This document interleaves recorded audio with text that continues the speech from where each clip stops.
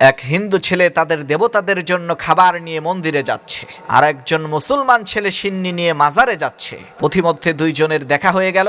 এমন সময় মুসলমান ছেলেটি হিন্দু ছেলেটিকে জিজ্ঞেস করলো, ভাই এই ভর দুপুরে খাবার নিয়ে কই যাও? তখন সেই হিন্দু ছেলেটি বলল, ভাই দেবতার জন্য মন্দিরে খাবার নিয়ে যাচ্ছি। তখন সেই মুসলমান ছেলেটি বলল, ভাই তা তো বুঝলাম, কিন্তু দেবতাকে খাবার দিলে লাভটা কি? তখন সেই হিন্দু ছেলেটি বলল, ভাই রে, দেবতাকে খাবার দিলে দেবতা খুশি হয়ে আমাদেরকে সুখ শান্তি আরাম আয়েশ ধন সম্পদ দেয়, সব ধরনের বিপদ আপদ রোগ শোক বালা মুসিবত থেকে আমাদেরকে রক্ষা করে। তখন সেই মুসলমান ছেলেটি বলল, ও আচ্ছা তাই নাকি? বলে হ্যাঁ। তখন সেই হিন্দু ছেলেটি বলল, ভাই এতক্ষণ তো আমার কথা শুনলা, এখন বলো তো তুমি যাও কই? তখন সেই মুসলিম ছেলেটি বলল, ভাই আর বইলো না, আমি যাচ্ছি মাজারের বাবাকে সিন্নি দিতে। তখন হিন্দু ছেলেটি জিজ্ঞেস করলো, ভাই ওই মাজারের মধ্যে থাকা বাবাকে সিন্নি দিলে কি হয়? তখন ওই মুসলমান ছেলেটি বলল, মাজারের বাবাকে সিন্নি দিলেও তোমাদের ওই দেবতার মতোই বাবা খুশি হয়ে আমাদেরকে টাকা পয়সা ধন সম্পদ আরাম আয়েশ দান করেন, বিপদ আপদ রোগ শোক বালা মুসিবত থেকে আমাদেরকে হেফাজত করেন।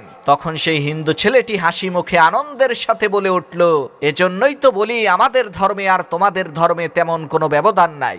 আমাদের ধর্মে যেই দেবতাকে খাবার দিলে খুশি হয়ে আমাদেরকে সুখ শান্তি ধন সম্পদ দেয়, সেই দেবতাগুলো মন্দিরের মধ্যে থাকে খাড়া। আর তোমাদের ধর্মে যেই বাবার মাজারে সিন্নি দিলে খুশি হয়ে তোমাদেরকে ধন সম্পদ দেয়, সেই বাবা মাজারের মধ্যে থাকে পড়া। এই খাড়া আর পড়া ছাড়া তোমাদের ধর্মে আর আমাদের ধর্মের মধ্যে তেমন কোনো ব্যবধান নাই।